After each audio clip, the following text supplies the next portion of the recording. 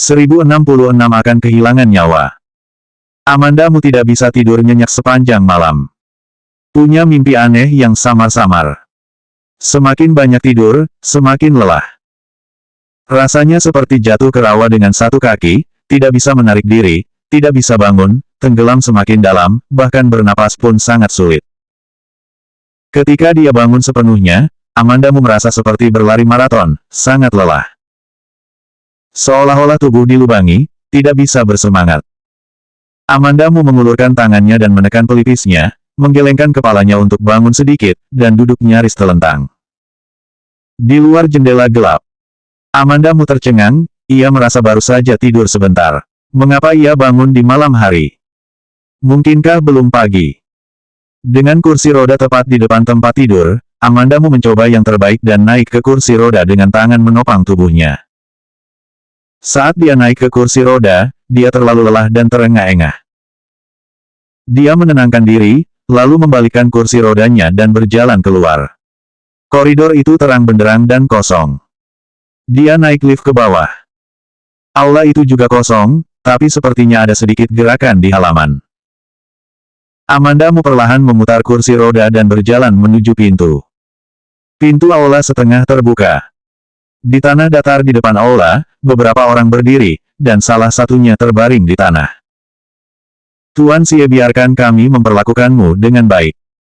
Bukankah kamu sangat hebat sebelumnya? Cek-cek. Kenapa menatapku begitu? Ingin memukulku? Saat salah satu dari mereka sedang berbicara, dia mengangkat pria yang tergeletak di tanah dan menendang lagi. Amandamu bisa melihat wajah orang yang ditendang itu. Ternyata itu Ken Zoli. Cahayanya tidak terlalu terang. Amandamu melihat ke pintu sebentar. Setelah menyesuaikan diri dengan cahaya, dia bisa melihat bahwa Ken Zoli berlumuran darah dan nafas yang lemah. Nonamu. Suara seorang wanita tiba-tiba terdengar dari belakang. Amandamu menoleh ke belakang dan melihat seorang pelayan berjalan ke arahnya. Pelayan itu berjalan menuju Amandamu tanpa ekspresi. Dia melirik keluar pintu, apakah Nonamu lapar? Sepertinya pelayan itu tidak bermaksud untuk mendorong Amandamu kembali. Amandamu melihat keluar lagi, orang-orang itu masih memukuli Ken Zoli. Ken Zoli terluka parah sebelumnya, tetapi dia masih diperban, tetapi sekarang dia tidak diperban dan dia masih dipukuli. Amandamu mengerutkan bibirnya dan berkata, jika kamu terus memukul seperti ini, dia akan kehilangan nyawa. Inilah yang pantas dia dapatkan. Tuan Xie memperlakukannya dengan sangat baik, dan dia mengkhianati Tuan Xie. Tidak ada emosi dalam kata-kata pelayan itu. Amandamu hanya menggelengkan kepalanya saat mendengar ini. Apakah Dodi Xie baik kepada Ken Zoli? Di mana letak baiknya? Apakah yang dikatakan baik itu karena melatih Ken Zoli menjadi orang psikopat yang tidak bermoral? Dodi Xie menyuruh mereka memperlakukan Ken Zoli seperti ini. Pandangan Amandamu tertuju pada Ken Zoli di luar pintu. Ken Zoli benar-benar tidak bergerak. Amandamu akan mengira Ken Zoli sudah mati jika dia tidak melihat sedikit gerakan bergelombang di dadanya.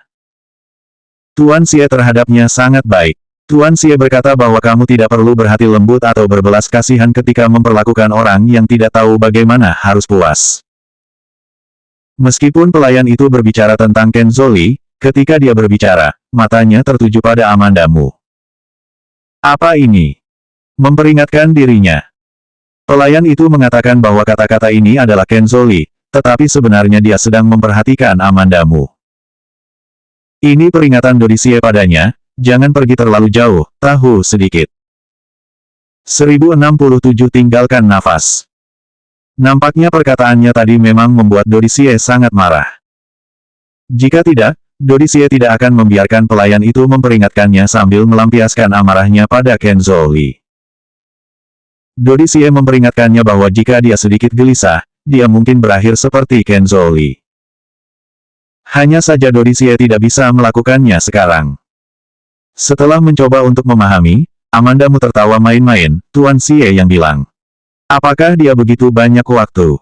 Punya waktu untuk berbicara omong kosong seperti itu dengan kamu? Wajah pelayan itu berubah sedikit ketika dia mendengar kata-kata itu, dan berhenti berbicara dengan wajah kosong. Orang-orang di luar masih mengerjakan Ken Zoli. Amandamu mendongak dan berkata, Apakah kamu akan membunuhnya? Ini bukan sesuatu yang harus dipedulikan nonamu, kata pelayan itu kosong, dan mendorong Amanda Mu ke ruangan makan. Pembantu itu memberikan makanan yang sangat enak.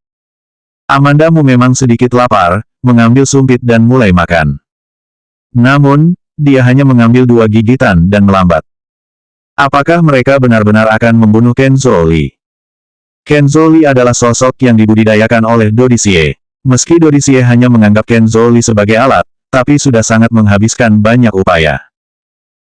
Dodicie sangat membenci Kenzo Li, tidak mungkin membiarkan Kenzo Li mati seperti ini. Namun, dipukuli seperti itu membuat sulit untuk bertahan hidup. Tidak peduli apa yang dilakukan Kenzo Li lah yang menyelamatkannya setelah pulau itu meledak. Dia selalu berutang nyawa pada Kenzo Li. Amanda Mu banyak berpikir di dalam hatinya, tetapi dia tidak mengubah wajahnya, tetapi dia lambat makan. Dia memperhatikan gerakan di luar sambil makan. Setelah beberapa saat, suasana di luar menjadi sunyi. Setelah Amanda Mu selesai makan, dia memutar kursi rodanya dan langsung berjalan keluar. Pelayan itu menindaklanjuti, "Nona Mu, apa yang akan kamu lakukan?" Keluar mencari udara segar, di luar sangat gelap, dan Amanda Mu mengatakan ini tanpa berkedip. Pelayan itu tidak banyak bicara, dan mendorongnya keluar. Mereka yang memukul Kenzo Li sudah meninggalkan halaman, dan samar-samar mereka bisa melihat berdiri di gerbang villa sambil merokok, dan Kenzo Li sepertinya pingsan. Pandangan Amanda Mu tertuju pada Kenzo Li, bertahan untuk waktu yang lama. Pada saat ini, seseorang datang dan memberi makan Kenzo Li air. Sebuah suara datang dari luar, "Jangan biarkan dia mati." Jelas ini mengacu pada Kenzo Li. Amanda Mu tiba-tiba menyadari bahwa Dodicie akan menyiksa Kenzo Li. Tinggalkan nafas untuk Kenzo Li, menderita semua siksaan dan pelecehan, menginjak-injak kepribadiannya, tapi jangan biarkan dia mati. Dodicie sangat mengenal Kenzo Li. Sangat memahami, dia tahu cara terbaik untuk membalas dendam kepada Kenzo Li. Untuk Kenzo Li saat ini, sangat menyenangkan bisa menyelesaikannya dengan satu pukulan. Tapi Dodicie tidak bisa begitu baik. Kelompok bawahan yang merokok di luar pintu melihat Amanda Mu dan bersiul padanya dengan sangat lembut. Tubuh Amanda Mu jauh lebih baik daripada saat dia berada di resort sebelumnya, dengan kecantikan yang agak sakit-sakitan. Pelayan itu memperingatkan mereka, "Tutup mulut baumu."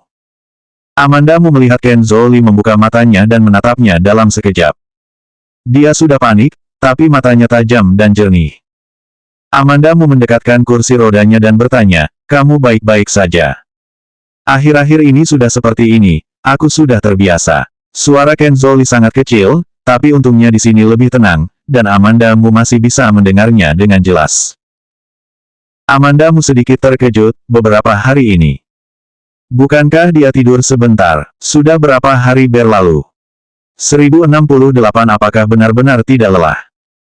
Kenzo Li sepertinya melihat apa yang sedang dipikirkan Amanda Mu, matanya sedikit berkedip. "Nona Mu, kembali ke dalam rumah." Suara desakan pelayan datang dari belakang. Amanda Mu kembali menatap pelayan itu, menunjuk ke Kenzo Li dan bertanya, "Kapan kalian akan membalut lukanya?" "Nanti dia akan dibalut." Setelah kata pembantu, dia mendorong Amanda Mu ke dalam rumah. Sebelum Amanda Mu masuk, dia melihat kembali ke Kenzo Li. Dia terbaring di tanah, menatap langit malam dengan mata sedikit terbuka. Meskipun dia terlihat terluka, dia merasa sangat rileks. Seperti binatang buas yang tidak aktif dalam situasi yang sulit. Selama dia diberi kesempatan, dia bisa melompat dan memberikan pukulan yang fatal. Kenzo Li dan Ricky Mo memiliki beberapa kesamaan. Selama dia masih hidup, dia pasti akan menemukan kesempatan untuk bangkit. Saat masuk lift, Amanda Mu bertanya pada pembantunya dengan tenang, "Berapa hari aku tertidur?" Pelayan itu berkata dengan hampa, 4 hari. Meskipun Amanda Mu sudah lama menebak-nebak di benaknya, dia tidak bisa menahan keterkejutan saat mendengar pelayan itu mengatakan ini. Dia tidak memiliki ponsel, tidak ada kalender atau apapun di villa, dan dia bahkan tidak bisa mengetahui perubahan tanggal. Dia bahkan tidak tahu apa tujuan eksperimen Dodicie pada akhirnya akan tercapai. Asalkan dijepit di tangan Dodicie dalam 1 hari, Amandamu hanya bisa berperan sebagai Putri Duyung. Pikirkan cara. Harus memikirkan cara. Sebelum Amandamu sempat memikirkan solusinya, Dodicie mengutus seseorang untuk menjemput Amandamu. Amandamu bertanya, pergi kemana? Tidak ada yang memperhatikannya dan memberinya obat penenang. Amandamu pingsan. Bangun di laboratorium lain. Tak tahu sudah berapa lama, Amandamu disuruh kembali ke villa sebelumnya. Ketika kembali, Kenzoli kebetulan dipukuli. Pelayan yang merawat Amandamu menemui Amandamu di depan pintu dan mendorongnya ke dalam rumah. Amandamu tersenyum rendah dan mengejek, apakah Dodicie benar-benar tidak lelah menyiksa Kenzoli? Tentu saja, pelayan itu tidak bisa menjawabnya. Dia dikirim kembali ke kamar oleh para pelayan. Pintunya tertutup. Amandamu mendengarkan gerakan di luar, meletakkan tangannya di atas spray, dan perlahan duduk. Dia mengangkat selimut dan mencoba mengangkat kakinya. Setelah menghabiskan semua kekuatanku, wajahnya memerah, dan akhirnya mengangkat kakinya.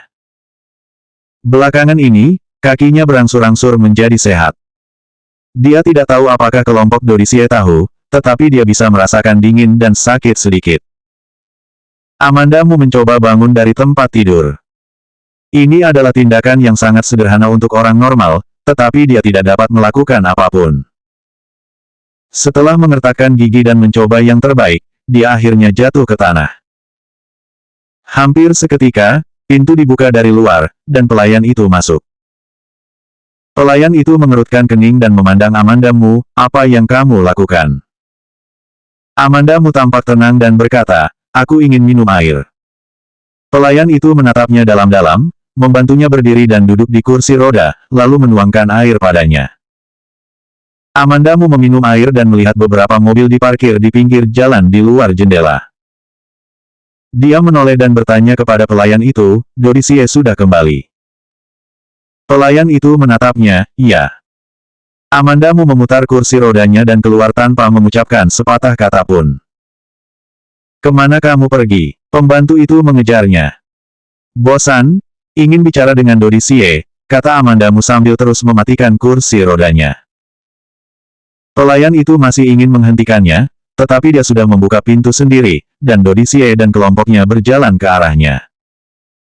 Nonamu, Dodicie tersenyum dan tampak penuh kemenangan. 1069 ada orang. Amandamu mengangkat matanya untuk melihat Dodicie, dan berkata pelan, oh, Tuan Xie. Dodicie menggenggam tangannya di depannya dan menghampiri Amandamu, yang terlihat sangat lembut dan anggun. Dia bertanya pada Amandamu, mau pergi kemana? Amandamu memandang Dodicie sebentar, dan Dodicie tampak sangat bahagia. Mungkinkah percobaan yang disebutnya itu memiliki hasil baru? Amandamu merasa sedikit jengkel ketika mengira dirinya adalah subjek percobaan, dalam apa yang disebutnya percobaan. Tapi tidak bisa berbuat apa-apa dengan Dodicie. Aku akan menemui Kenzoli, kata Amandamu terus terang. Dodicie mengangkat alisnya karena terkejut, oh. Kemudian dia tiba-tiba menyadari, kalau kamu tidak memberitahuku, aku hampir lupa. Kamu memiliki hubungan yang baik dengan Kenzo, kalian dulu berteman. Di paruh terakhir kalimat, dia tidak mengatakan apa-apa dalam-dalam. Amandamu dan Kenzoli memang berteman, tetapi terlalu banyak yang terjadi kemudian. Teman, Amandamu mencibir, apa dia masih anak kesayanganmu? Ayah anak saja bisa memalingkan wajah mereka. Bukankah Tuan Xie senang menyiksa Kenzoli sekarang? Aku hanya pergi untuk melihat nasibnya. Berbicara tentang Kenzoli, muka Dodicie juga berubah. Perkataanmu yang ini tidak benar. Dodicie mengulurkan jari dan bergoyang, membantah pernyataan Amandamu. Aku di sini untuk memberinya pelajaran, supaya dia bisa sedikit lebih mengerti. Kata-kata Dodicie cukup mesra, seolah Li Kenzoli masih anaknya yang dibanggakan. Orang seperti ini benar-benar sangat sakit. Jelas dia membenci Kenzoli, tetapi dia ingin berpura-pura menjadi orang yang menakjubkan, dan tidak tahu harus berpura-pura kepada siapa. Amandamu tersenyum, mendengarkan nada bicara Tuan Xie, sepertinya tidak membenci Kenzoli. Dodi Xie memandang samar-samar, aku hanya sedih. Oh, Tuan Xie cukup murah hati, kalau aku berbeda. Aku sangat membenci Ken Zoli, karena dia menggunakan putriku untuk berurusan dengan Ricky Mo dan hampir membunuh putriku saat kebakaran. Lagi pula aku tidak akan memaafkannya untuk masalah ini. Ketika Amanda Mu mengatakan ini, dia dengan lekat-lekat menatap mata Ken Zoli, seolah ingin melihatnya. Dodi Xie mengulurkan tangannya dan menarik dasinya untuk menggerakkan lehernya. Apakah ada hal lain lagi seperti ini? Tidak ada lagi, aku akan melihat keadaan Ken Zoli sekarang. Amanda Mu tidak menunggu jawaban Dodi Xie, memutar roda kursi roda dan pergi. Dodi Xie perlahan berkata, kalau begitu aku tidak akan pergi. Nada bicara Amanda Mu diejek, ya, kamu sangat baik kepada Ken Zoli. Melihatnya sangat terluka, aku khawatir akan merasa sakit hati. Tidak baik kalau sakit. Melihat mata Dodi Xie sedikit tidak senang lagi, Amanda Mu tersenyum cerah dan pergi dengan senyuman. Ketika Amanda Mu pergi ke kamar Ken Zoli, dia menemukan bahwa Ken Zoli telah dibalut lagi. Dia berbaring di tempat tidur, menatap langit-langit, tidak tahu apa yang dia pikirkan. Perbannya sangat kuat. Amanda Mu meraih tempat tidur dan mengulurkan tangan serta menepuk lengan Ken Zoli. Alis Ken Zoli bergerak, tanpa menunjukkan ekspresi yang jelas. Cukup lumayan. Amanda Mu hendak berbicara lagi, setelah sekilas, dia melihat gerakan dari tirai. Dia menatap tirai sejenak, lalu berbalik untuk bertemu dengan tatapan Ken Zoli. Ken Zoli menatapnya langsung, sorot matanya tidak jelas. Amanda Mu tertawa. Ada orang di tirai. 1070 tentu saja aku tidak bisa menolak. Tidak ada angin di dalam ruangan, tetapi ketika Amanda Mu masuk sekarang, dia dengan jelas melihat tirai bergerak. Pasti ada seseorang di balik tirai. Dia yang datang untuk menyelamatkan Ken Zoli. Ken Zoli memandang mulut Amanda Mu sambil tersenyum, dan berkata tanpa ekspresi, untuk apa kamu datang? Amanda Mu melirik pelayan yang sedang menjaga tidak jauh, dan memandang Ken Zoli dengan senyum tipis, tentu saja melihat situasi menyedihkanmu, yang membuatku bahagia. Ken Zoli mencibir, seolah dia tidak ingin memperhatikan Amanda Mu. Amanda Mu mengejek Ken Zoli, melirik ke arah tirai, melirik ke Ken Zoli, lalu memutar kursi roda untuk berjalan keluar. Dia membalikkan punggungnya ke pintu, sehingga para pelayan tidak bisa melihat ekspresi dan matanya. Meninggalkan tempat Ken Zoli, Amanda Mu langsung kembali ke kamar. Dia tiba di kamar, mengunci pintu, dan mencoba berdiri dengan menopang dinding. Tapi kakinya hampir tidak bisa digunakan. Untungnya, meski kakinya tidak bisa mengerahkan kekuatan, kakinya terasa sakit dan lembut. Akhirnya kakinya bisa merasakan sesuatu. Amanda Mu menggunakan tangannya untuk menopang seluruh tubuhnya dan berjalan di sepanjang dinding ke sisi lain. Setelah menempuh jarak 2 hingga 3 meter, setelah selesai berjalan, ia sudah berkeringat dan tidak bisa lagi menopang tubuhnya, untungnya ada sofa di sebelahnya. Amanda Mu berbaring telentang di sofa, menatap langit-langit dengan bingung. Dia sekarang bisa berjalan maju ke dinding, seiring berjalannya waktu, kesehatannya pasti akan menjadi lebih baik dan lebih baik, bukan? Cepat atau lambat bisa berdiri. Selama kakinya bisa pulih, dia harus menemukan kesempatan untuk melarikan diri. Bahkan jika dia tidak bisa melarikan diri, Ricky Mo pasti sudah menemukan cara untuk menyelamatkannya saat itu, dan Ricky Mo akan senang melihat kakinya sembuh. Amanda Mu menghela nafas lega, mengulurkan tangannya untuk mengencangkan sandaran sofa, menopang tubuhnya, dan mencoba berjalan di tepi sofa. Sepanjang sore, Amanda Mu berlatih berjalan di dalam kamar. Dia sampai tertidur di sofa karena sangat lelah. Tempat tidurnya terlalu jauh dari sofa, dia tidak bisa berjalan, jadi dia hanya bisa tidur di sofa. Sampai makan malam, seorang pelayan mengetuk pintu di luar. Nona Mu, waktunya makan malam. Amanda Mu bangun, untungnya setelah lelah berlatih berjalan sebelumnya, dia kembali ke kursi roda dan duduk di sisi sofa. Dia menopang sandaran tangan kursi roda, naik ke kursi roda, dan membuka pintu dekat pintu. Ketika pelayan melihat dia membuka pintu, dia tidak bertanya banyak, dan langsung mendorongnya keluar. Amanda Mu berlatih di sore hari dan sekarang merasa lelah dan lapar. Biasanya tidak merasa lapar, dan tidak memiliki nafsu makan. Hari ini sangat merasa lapar. Mulai menantikan makan malam. Sesampainya di ruang makan, Amanda sedikit terkejut melihat orang-orang sedang duduk di depan meja. Selain Dodicie, Kenzo Lee juga ada. Kenzo Lee bersandar di kursi, wajahnya sangat pucat hingga tidak ada jejak darah. Dia menunduk, tanpa ekspresi di wajahnya.